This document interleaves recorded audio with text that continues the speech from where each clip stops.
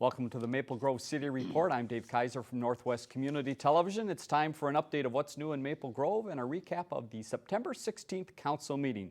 That's next right here on the Maple Grove City Report.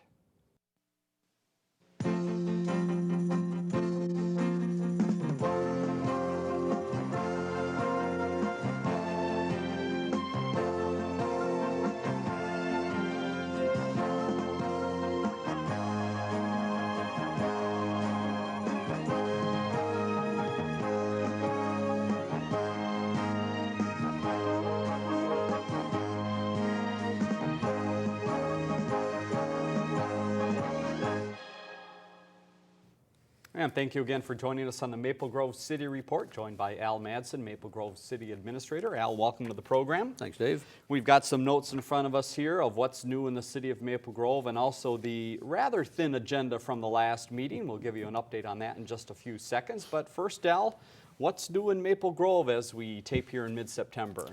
We're finding that the foreclosures are dropping nicely. We had 168 at the end of August.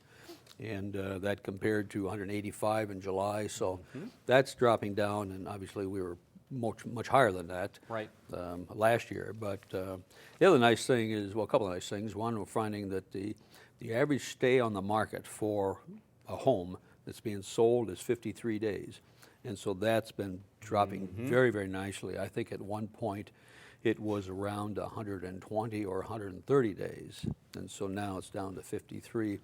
Also, the average home value, instead of seeing a little negative inside, behind or in front of the number, they're going to see some positives. So we're seeing that the 2014 home values are probably going to be in a range of 6% to 6.5%, which is quite a turnaround from what has been taking place. So that will certainly be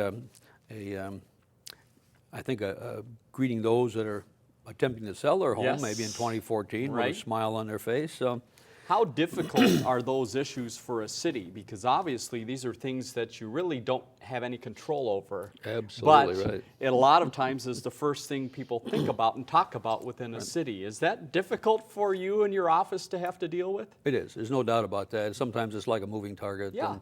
And it does make it difficult when you take a look at what's the overall valuation of the city. You know, we look at it, what it was a few years ago, and then because of the economy, we've seen that shrink.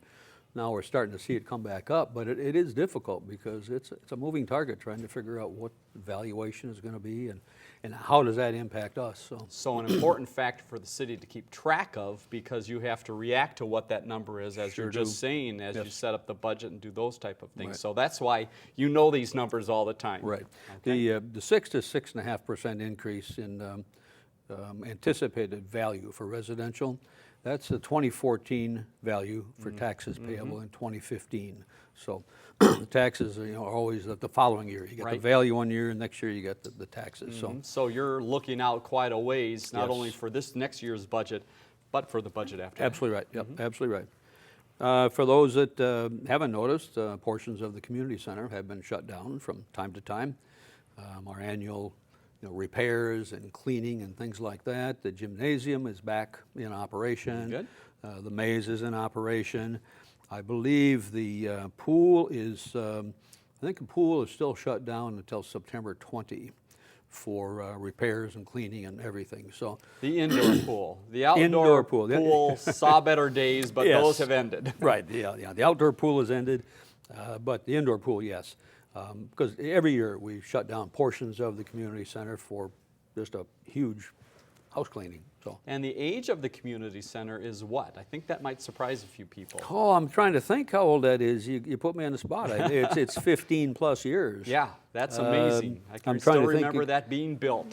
So can I. Being a big issue for the city. I would think that I would remember the year, but I think it was, I keep thinking that it was being built prior to me becoming city administrator, and that's 16 and a half years ago. So it might have been around that same time. So I'm thinking 15, 16 years. And I would guess it certainly has met and exceeded all expectations of what a community center could do for a city. It sure has. I think it's clearly met expectations. I know that it was a controversial topic back then.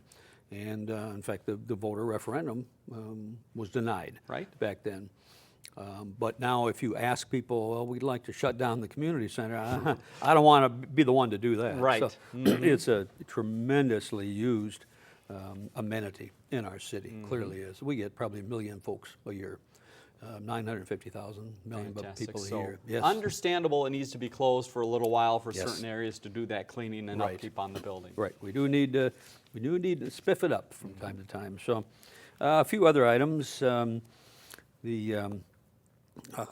October 3rd, I'm going to be providing a tour of the city for senior citizens, and they're a great group. They're just so fun to take out and just give them a tour of the city, show them what's happening in the Right. city, because a lot of them don't get out and see really what's happening. And they also have some very, very good questions. I was going to ask, what are the top couple questions that senior citizens in Maple Grove ask? Probably one would be more senior housing. Yes, that's typically on the top of the list. How much more senior housing is going to come in, because the place I was talking to has a waiting list of 140 Right. or 100 or whatever. And when are you going to start putting more senior housing in place? And speaking of that, the Silvercrest property, Right. they have submitted their plans for their senior development at the corner of Weaver Lake and Main Street. And that will be a two-phase senior development of roughly 350 units. A number of the seniors that are going to be on the tour on October 3rd have already put their name in to get into that So facility. that's going to be a stop on the tour, no doubt, to We'll point take to 'em that right- plot yes. of land and say, this is it. This is it, yeah. We'll take them right past there, absolutely. And I would guess the community center might be another point that they ask about programs for seniors, and you Yes. certainly have many that do that. We do that, and then they ask, when is the dome going to be, Okay, come up? for walking? For walking, and that will come up October 1st, I believe is the date. And so those questions, some of them will ask questions about, my taxes are too high. Yeah, I can't They're get like around everybody, those. right? Can't get around those. They'll ask questions about, what restaurants are coming to town, or what new businesses are coming to town. They do their homework, and so it's not a cakewalk for me. Yeah. They make me earn my. Good, good. We want to report on what are some of the new questions this year. Yeah, they make me earn my keep, no That's doubt good. about that. But they're great folks. Let's see, another thing is, so far as of the end of August, we have 172 single-family permits versus 143 as the same time last year. So we're running quite a bit ahead, Right. and we still have some decent construction weather. That's we right. hope. The season is expanded a little Right, bit it is. than it was in past years. Right, and Sky Arbor Lakes, that's a market rate multifamily project, broke ground, and construction is underway for that. And as I mentioned, the Silvercrest property. Right. Plans are in, and they plan on having, I think, a groundbreaking sometime mid-October. So Nice. the problem is we're getting kind of close to the good old winter months, and so it does make construction a little more difficult. But with today's construction techniques, it's amazing what Right. they can do in the wintertime. So we're looking forward to that one. The County 81 project, that's a former Shell station convenience store, has been closed for quite some time. That has now been sold, and a contract has been signed with a tank removal company. And so the underground tanks will be taken out. We'll see some activity now, some real serious activity on that, beginning shortly, and that will become another Shell station and convenience store. Okay. So we're And that looking is forward the to one get that that's redeveloped. Off 81 right in front of the Osseo Senior High baseball field. Is Yes, that- yes, Okay. right, yep. Which So- a lot of people think is Osseo, but not True. the case. Maple Grove kind of sneaks over into that area. Right, yeah, we do. So we're looking forward to getting that one going. We have, let me just see some of the other things here. I mentioned the community center being shut down. Our law enforcement training facility, which is our gun range, we have changed the name of that to North Metro Range. And on Wednesday evenings and Saturdays, we have our range open to the public for public shoot. And I encourage people to, if they want to, practice in anticipation of the hunting season, Right.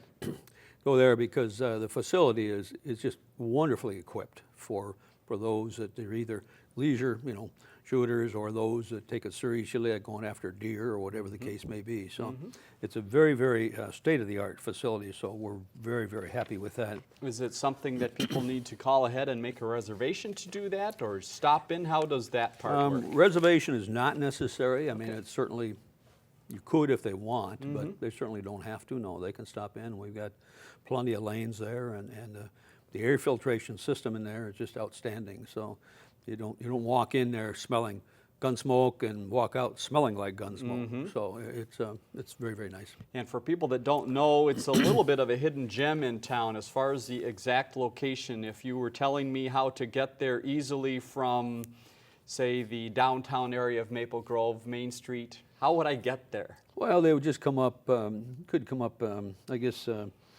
Elm Creek Boulevard or Rice Lake Road, and then just catch 89th. Take a right on 89th and just go straight across, and you'll see it on the left-hand side. So you could catch, if you're coming from downtown, the easiest way would be Elm Creek Boulevard. Right. And come to 89th and take a right. And then just down probably, I'm thinking maybe half mile. It's on the left-hand side. It's treed, so it's right next to our pups facility, which is our animal impound center. Right. If you know where the parade goes. Yes, it's on the parade route, right? Perfect. There you go. That's a perfect example. Towards the beginning of the parade route, you can find that spot. Perfect example. Maple Grove water usage. A question came up to me from a resident with all the hot weather we've been having. Is Maple Grove able to handle the water usage without having to have a shutdown?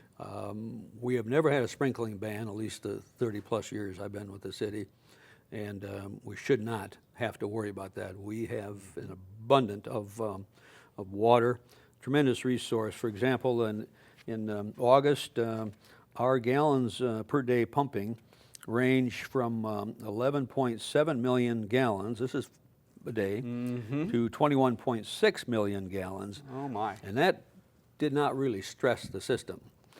So we have the capacity, I believe, to pump well beyond 30 million gallons a day. And so hopefully we won't find ourselves in a situation like that. But our water resource is very, very great. In addition, we sell water to Osseo, we sell water to Dayton, we sell water to Corcoran. So we're able to share the resource that we do have. We're very fortunate. Farmers Market just continues to be outstanding. The number of participants. It's just the last Farmers Market, I think there was probably roughly 2,400 people. The one before that, I believe there was like 2,700 or 2,800. Amazing. And this is from 3 in the afternoon to 7 at night. So within a 4-hour period of time, we've got roughly 2,400 people that are coming and going there. And in excess of 50 vendors. And people love the vendors, and we're finding that the vendors love the Maple Grove Farmers Market. That's good to hear. Just because of the great turnout. So we will be going inside, and I better just double check here to make sure when. Thursday, November 7 and November 21, and then December 5 and 19, we will be inside the community center. So there's a little bit of a break between the end of the outside and the beginning of the inside season. Right. Now, obviously, the number of vendors certainly drops to about 20, but still, we haven't had the inside for 10 years like we've had the outside. But we've had the inside, I think, for the last 2 or 3. That has proven to be very successful as well. So. Our farmers market is just an outstanding function. It truly is. I think I did mention the senior tour, and so certainly looking forward to that. We're hoping to bring a couple of key legislators out to show them the gravel mining area, and our plans for redevelopment of that, because it's parts of it are ready to be redeveloped now. Some parts won't be ready for another 5, 10, or 15 years, but we need to start planning for that, and we need to start trying to get the necessary plans like a special tax increment financing district and things like that in place, so that we can jump when the market is coming around, and so we need to jump on it.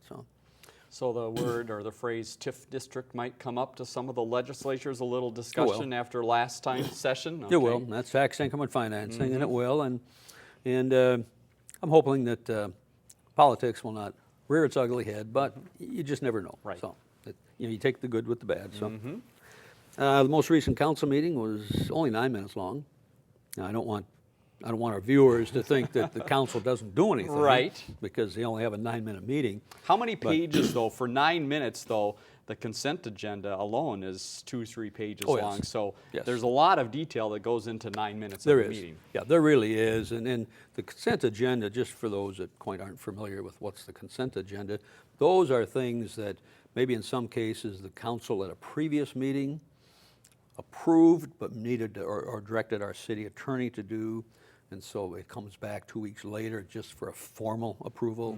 Some of it is projects that really are non-issue type projects. So we try to get as much on the consent agenda as we can, so our meetings aren't dragged out for 10, 11, midnight.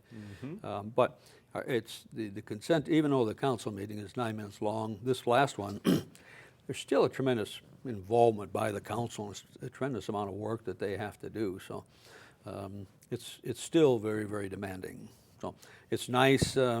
It's nice to have a 9-minute meeting, and after a long day, hey, Helps for Monday night football viewing as well, true. just maybe. Good point. Good point. Very good point. The last meeting we've had, lately we've had several retirements from our Public Works Department, and in fact we have another one coming up at the end of this month. And what we did at the last meeting, we approved new people to take over the positions, and so I want to congratulate Tim Brandon and Frank Maurer for their promotion to a lead heavy equipment operator. And again, they're filling spots that have been vacated due to retirements. Then also congratulate Casey Clark, who was with our park department, Park and Rec, for 14 years. He's now coming over and going to be a part of administration department as far as our technician assistants, as far as helping manage all of our facilities. Very nice. And so glad to have him aboard. And then Stefan Ronson is going to be a part-time assessing technician in our assessing department. So the positions that we're filling are due to either resignation or retirement. Keeps a hole there for a while. We don't fill it automatically. We tend to kind of stretch it out, and then we get to the point where it does become time to fill the spot. Right. So we approved in the front of Rainbow, construction will start fairly soon on a about 11,000 square foot retail center, somewhat similar to Dunkirk Square, which is the one along Dunkirk. That filled out very rapidly. And so there's more than ample room in the Rainbow parking lot. And so they'll be putting up a 11,000 square foot retail center there. And so we did approve that.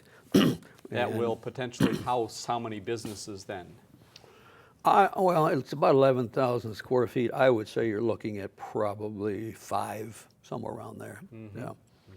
And then we did set a public hearing, excuse me, for Frankie's Pizza. They are asking for a wine and a 3-2 beer permit. And so we did set a public hearing for the next meeting.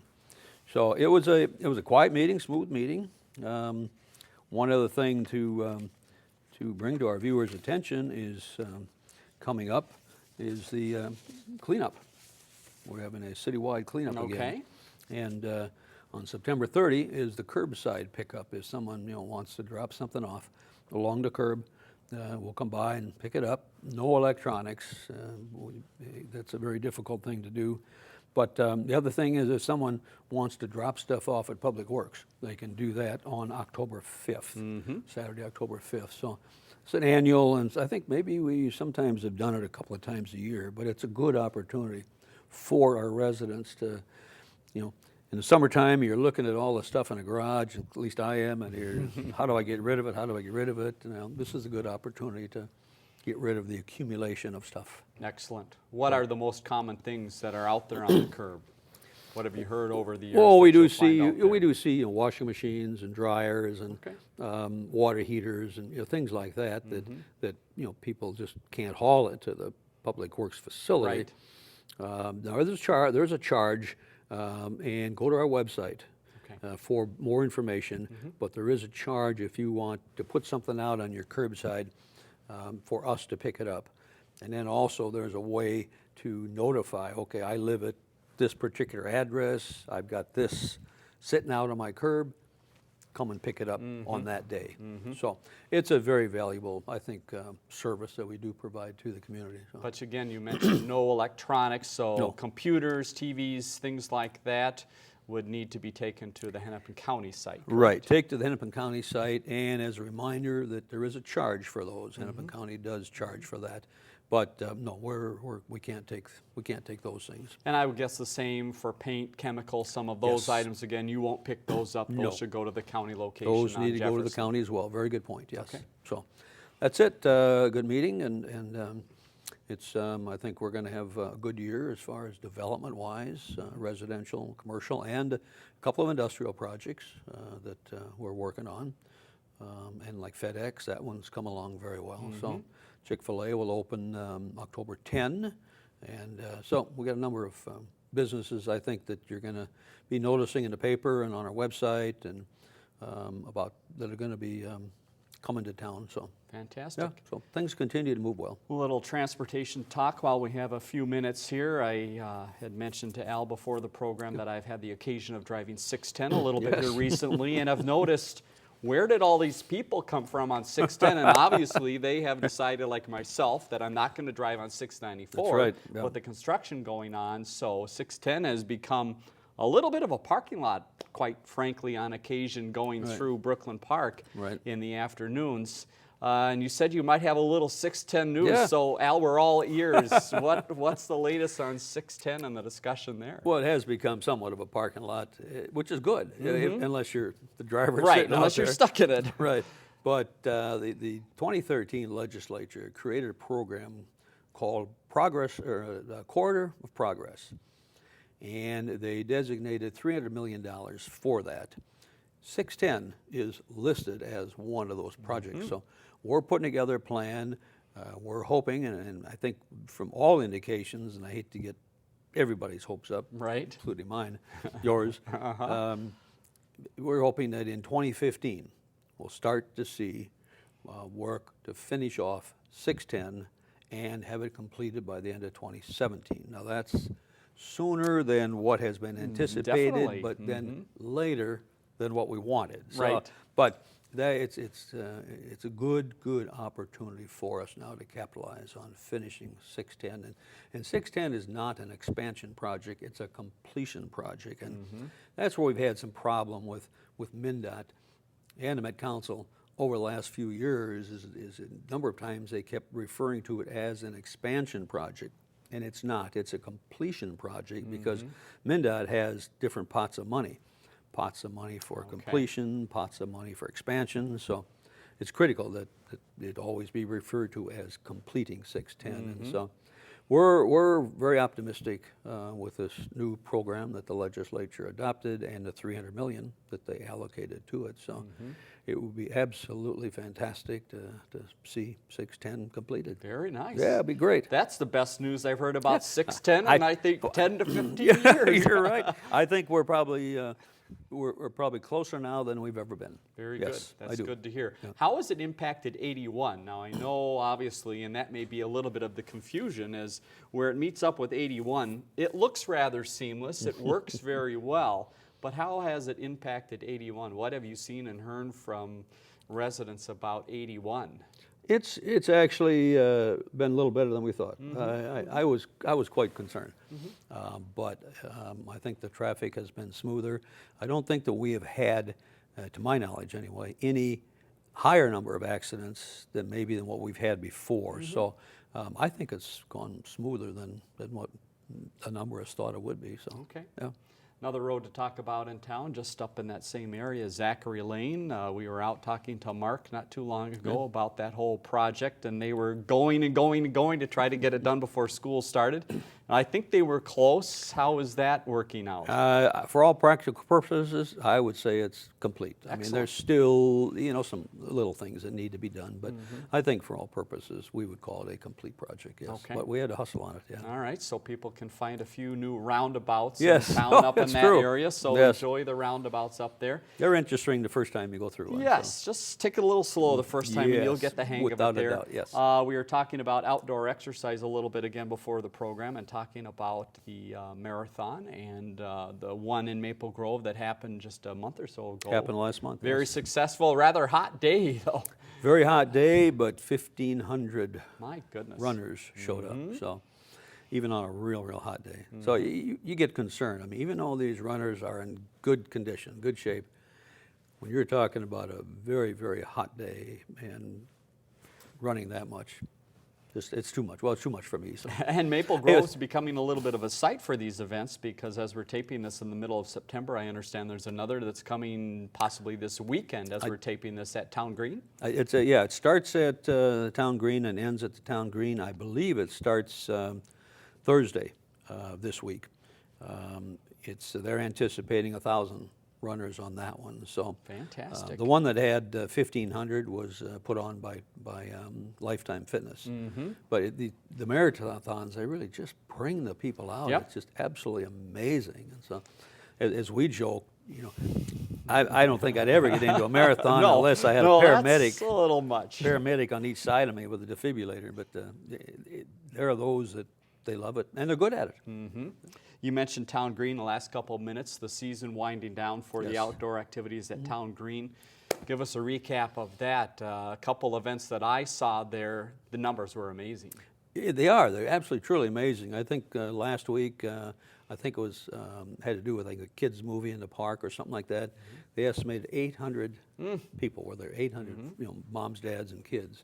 And the numbers are. They're just not. I mean, we anticipated that there'd be a great thing, to have the band shell there and the Town Green and everything. But during the summertime, and many thanks to Deb Koss, who is our special events coordinator. She does a fantastic job. But it's really nice because it really draws the community out. And just another reason why I still believe that even though we're a city of 65,000, we cannot lose sight of the fact that we're still a community. And the Town Green helps. The farmers market helps as well. Right. So it's all these little events that I think help us that we do not want to lose sight of. And Historical Society is another one that they meet the third Thursday of each month. And I encourage people to go to the website and get involved in Historical Society. And in our last minute, that park fill to the downtown area will continue to expand. Any update Central on Park? the Central Park area and where that stands? Will we see anything coming up this fall or winter? The most that we'll see probably this year is a lot of site work Okay. that'll go on. But in the spring of 2014 is when things will really kick off. Yes. And that is across the street from the library, Lifetime, and from the Town Green is where Correct. we'll see activity happening Yes, there. correct. Very good. Al, thank you very much David, again for thank the you. update. Thank you. Let's leave you with the next council meeting date. A few things mentioned about that meeting. It will be Monday, October 7th, 7:30 at the Government Center. Phone number at the bottom of the screen, 494-6000 for more information. And up at the top, maplegrovemn.gov, the website to find out about everything happening in the city of Maple Grove. If you have questions or comments for the program, our viewer response line is 533-1710. Certainly give us a call, and we'll try to answer your questions on the program. For Al Madsen, I'm Dave Kaiser. Thanks for joining us on the Maple Grove City Report.